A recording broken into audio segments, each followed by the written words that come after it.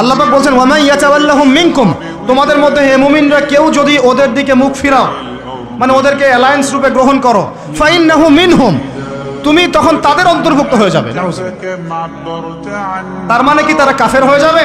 আমরা কি তাহলে এদের সবাইকে কাফের বলছি, তাকফির করছি? উত্তর না। যারা বলে আমরা এদেরকে তাকফির করেছি, এরা ডাহা মিথ্যাবাদী, এরা হচ্ছে ডাহা মিথ্যাবাদী। আমরা এ ধরনের মধ্যপ্রাচ্যের শাসকদেরকে তাকফির করি নাই, আগেও করিনি, এখনো করি না, ভবিষ্যতেও ইনশাল্লাহ করবো না। আল্লাহ পাক কি বলছেন তাহলে?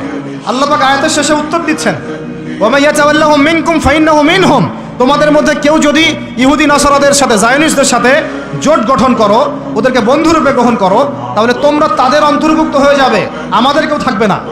এর মানে তারা কি হবে?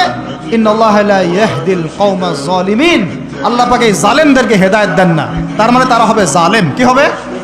আল্লাহ পাক শব্দ ইউজ করেছেন কি? জালেম।